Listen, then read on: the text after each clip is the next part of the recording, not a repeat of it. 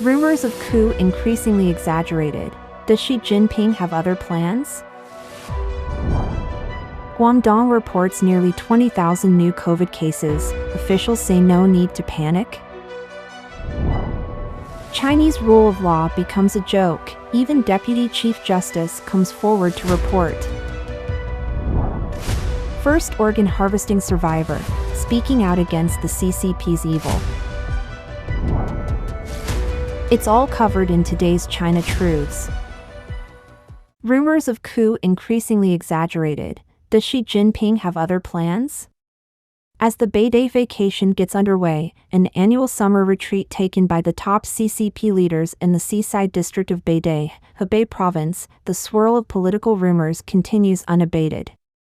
Emerging reports suggest a significant meeting took place in Beidai where Xi Jinping allegedly stepped down due to health concerns, with Deng Xuexiang, Vice Premier of China, temporarily assuming the roles of General Secretary and Chairman of the Military Commission. Adding to the whispers, the absence of Xi Jinping's name from the front page of the People's Daily on the 9th and 10th of August has only intensified the wave of speculation. During a recent live broadcast, independent commentator Kai Shenquin humorously pointed out that some rumors have become intricately detailed that they surpass anything most people could imagine, featuring changing key figures. One moment it's claimed that Zhang Youxia, vice chairman of the Central Military Commission, has taken control of Xi, and another moment, Deng Xuexiang is poised to take over as general secretary. Speculation even includes Hu Qinhua, vice chairperson of the Chinese People's Political Consultative Conference, stepping in to reorganize the situation, and suggestions of an immediate special session of the CCP's 20th Fourth Plenary to re-elect the Standing Committee, complete with proposed new candidates. Kai noted that expectations for an incident to affect Xi Jinping have been high since the 20th Party Congress, both domestically and internationally. However, Xi's grip on domestic affairs has actually tightened. With CCP's top leaders on vacation, regular news updates are not expected until they return around August 19th. Kai advises remaining calm and rational in response to the ongoing rumors. On the political and economic frontline program, Professor Ming Chuqing from National Taiwan University agreed with Dr. Wang Huntao's analysis, which was shared on Elite Forum. Dr. Wang speculated about potential developments in China but doubted that Xi's authority was waning, citing the lack of Western media coverage and the West's active monitoring of communications within China's military and government. Despite the chatter, Western academics see no significant anomalies in Beijing, suggesting Xi might have health issues, not severe enough to threaten his rule. Dr. Wang also mentioned that superstitions might influence the CCP's upper echelons, possibly leading to advisories against Xi's travel. Professor Ming also sees the military as a crucial factor. Before Xi Jinping took power in 2012, Zhou Yongkang made some notable moves, involving the armed police and the Beijing Garrison Command, even going so far as to deploy an Air Force unit to Beijing. At that time, local observers in Beijing noted the enforcement of martial law. Currently, with no signs of unusual military activity, the likelihood of a coup seems low. Despite Xi being out of public view for an extended period, and even his close ally, Wang Xiaohong, Minister of Public Security of China, unusually refraining from high praise at a post-Third Plenum Security meeting, speculation abounds. Ming suggests Xi might be emulating Mao Zedong's tactics from the Cultural Revolution, disappearing to lure out enemies. Xi's recent purges have stirred concern, with high-ranking officials like Li Shangfu resorting to bribery, likely targeting military commission members. Yet, with no members ousted, unresolved tensions linger. If Xi suspects that the military unrest, economic difficulties, social problems, and international isolation are the work of those plotting against him, he might feign illness and spread rumors to see who reveals themselves. Professor Ming suggests that if Xi Jinping stays out of sight long enough while continuing to send out signals, his political adversaries might start to make their moves. When Xi eventually re-emerges, it could ignite another bloody power struggle within Zhongnanhai. Guangdong reports nearly 20,000 new COVID cases. Officials say no need to panic. The new coronavirus epidemic in China continues to escalate, with Guangdong province reporting a substantial increase in infections from 8,246 cases in June to 18,384 in July. Despite this surge, officials are urging calm, describing it as a normal peak in the new coronavirus infections. Nationally, the Chinese Center for Disease Control and Prevention reported 203 severe cases and 2 deaths linked directly to the new coronavirus across China's 31 provinces, autonomous regions, municipalities, and the Xinjiang Production and Construction Corps for July.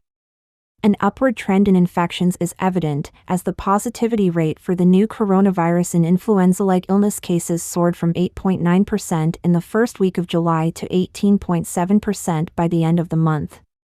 Concerns about mutations are growing. The Chinese CDC noted that genomic sequences from July cases were predominantly Omicron variant strains, specifically the JN.1 and XDV series, with the latter's presence increasing from 25.1% to 32.9% in June to 38.8% to 43.6% in July. Earlier this year, the emergence of the KP.2 variant strain was first detected in Guangdong, with Chinese media highlighting its increased infectiousness. By mid-May, the national CDC had discreetly confirmed 25 KP.2 sequences in domestic cases. This led to vigorous discussions on social media about the KP.2 variant's spread and higher infectivity, with 25 confirmed cases reported by the end of May. The World Health Organization has classified KP.2 as a variant under monitoring, or VUM, since May 3. KP.2, a more transmissible sublineage of the Omicron JN.1 variant, first emerged in Shanghai in October 2023 and became the dominant strain across China by February 2024. As of April this year, residents from various parts of mainland China reported that authorities have banned mentions of the new coronavirus. Despite this, there has been a noticeable spike in sudden deaths across the region. Specifically, between April and early May, there were numerous instances involving high-profile individuals. For example, a number of professors and officials at Peking University have passed away due to illness. The deceased include 8 professors from various fields and 3 government and party officials. According to the Vision Times, the spread of the new coronavirus in China has clearly exceeded outside expectations. In March, Dr. Lu Hongzhou, who heads the National Clinical Research Center for Infectious Diseases and serves as president of Shenzhen Third People's Hospital, told China News Health, "We've identified roughly 300 viruses capable of infecting humans, but there are still countless unknown viruses out there. Many of these could potentially jump the species barrier and infect us." A recent study underscores this point. It estimates that among 25 viral families, there are approximately 1.67 million undiscovered viruses, and a staggering 631,000 to 827,000 of them might be able to infect humans. Zhao Wei, director of the Biosecurity Research Center at Southern Medical University, has warned that the unpredictability of human activities and pathogen mutations makes it nearly impossible to forecast the emergence of the next X disease. However, it is almost certain that such a disease will eventually arise. In light of these official remarks, the public can't help but wonder if disease X has already surfaced in China and whether the authorities are laying the groundwork to avoid responsibility. However, this latest wave of the pandemic doesn't appear to be confined to China. On Tuesday, August 6, the World Health Organization has recently reported that at least 40 athletes have contracted the new coronavirus and other respiratory pathogens during the Paris Olympics. The international community is urged to pay attention to the unusual surge in the new coronavirus infections this summer.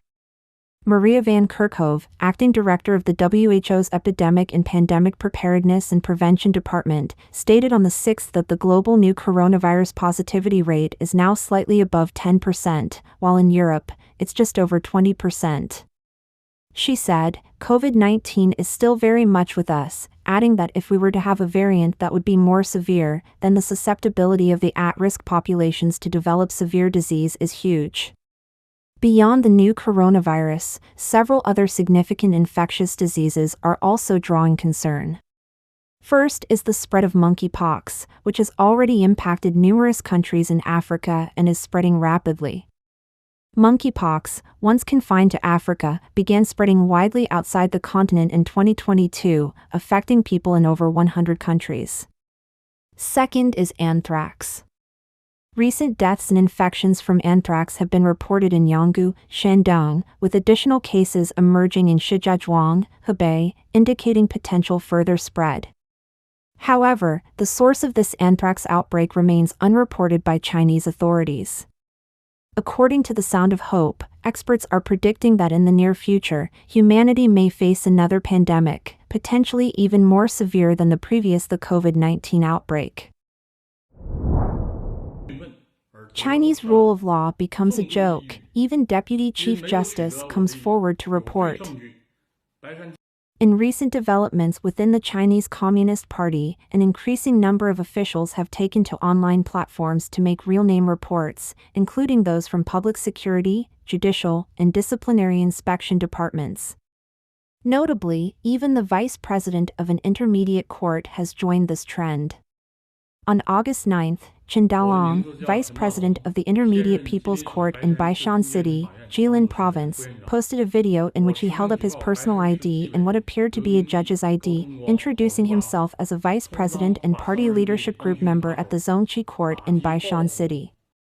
He accused Lu Mingli, Gao Tongguang, and Hao Shugang of the Baishan City Disciplinary Inspection Commission of acting as enforcers for unscrupulous businessmen and retaliating against judges who were simply performing their duties. Chen detailed how, while performing his regular work, he offended these businessmen. They, in collusion with Lu Mingli, accessed Chen's personal and financial information illegally and reported him to the Disciplinary Inspection Commission. As a result, Chen was detained for 82 days, where he endured brutal torture. He resorted to a hunger strike in protest, which delayed necessary eye surgery and ultimately caused lasting damage. His wife also developed severe depression due to repeated interrogations. After his release, Chen was subjected to a year-long investigation, during which fabricated evidence was used to prosecute him. Despite repeatedly seeking help from the Municipal Party Committee and the Provincial Disciplinary Inspection Commission, Chen received no response. Chen Daolong stated that his purpose in reporting online was to hope that the relevant departments would intervene and uncover the truth. The news has gained attraction from netizens. Some commented, the CCP's Disciplinary Inspection Commission is not merely an anti-corruption agency. Its power has far exceeded the scope of anti-corruption, and its operations increasingly resemble those of the Jinui, or also known as Imperial Secret Police, of ancient times, possessing enormous unchecked power and even trampling on legal and human rights at will. The Disciplinary Inspection Commission's immense power primarily stems from its special position and operational mechanisms. It is a party organization, not a government agency, which means it is not bound by law and is only accountable to higher party leadership. This institutional design grants the Disciplinary Inspection Commission vast power but also sows the seeds for power abuse. Another said, the collapse of the legal system leads to the judiciary's weakness. It's unimaginable in Europe or America for a judge to sentence a president to prison. Others jokingly added, finally, it's the court's turn. Recently, there has been an explosion of online reports by Chinese citizens, with public officials from the CCP's public security and judicial systems becoming a new force in this wave of reports. Chen Shimin, an associate professor of political science at National Taiwan University, told the Epoch Times that this reflects how, after the CCP's 20th National Congress, the development of one-party dictatorship has led to Xi Jinping's faction gaining complete dominance, creating a fully autocratic system. As a result, the public has even less confidence in the fairness of the judicial system. Even officials themselves have no choice but to resort to real-name reporting online, hoping to leverage public opinion pressure to force the authorities to address these cases. Chen Shimin also pointed out that this situation reveals the severe problem of lying flat among CCP officials today. He said, they hold the mentality that doing more leads to more mistakes, and doing less leads to fewer mistakes. Many thorny judicial cases are ones that nobody wants to or dares to handle. First organ harvesting survivor, speaking out against the CCP's evil. The UK's Daily Telegraph reported that the first known Chinese survivor of organ harvesting is prepared to step forward and expose the Chinese Communist Party's evil. Qing was detained and tortured by the CCP for years because of his practice of Falun Gong. On August 9, 2024, 58-year-old Qing Peiming gave his first public speech in Washington, D.C., where he recounted the harrowing experience of having parts of his lung and liver forcibly removed by the CCP while he was still alive. Qing was first arrested by the CCP in September 1999. He was tortured and pressured by CCP authorities to renounce his faith. When he refused, he and his family were forced to return to their hometown in Shandong. Over the following years, Qing was abducted by the CCP 5 times, each time enduring unbearable torture. In 2002, he was sentenced to 8 years in prison. He witnessed other Falun Gong practitioners disappear. Some were sent to so-called re-education labor camps, while others were tortured to death. In 2004, Qing was taken to a hospital where agents from the CCP's notorious 610 office, often referred to as China's Gestapo, tried to force him to sign a consent form. When he refused, they restrained him and injected him with anesthesia. His family was informed that he was critically ill and needed surgery, with an 80% chance of death. 3 days later, Qing awoke handcuffed to a bed with a 35-centimeter incision on his chest. Transplant experts later confirmed that scans showed parts of Chang's liver and left lung had been surgically removed. In 2006, prison guards took Qing Peiming to the hospital once again. Qing recounted that they had no legitimate reason to operate on him, so he knew they intended to kill him. His family was told that he was unlikely to survive the procedure. However, an unexpected chance to escape arose. While the guards were distracted, he managed to flee the hospital. After that, he lived on the run, using a fake name and hiding in various places. Qing eventually made his way to Thailand, but even there, he felt like he could be killed at any moment. It wasn't until he reached the United States in 2020 that he finally felt safe.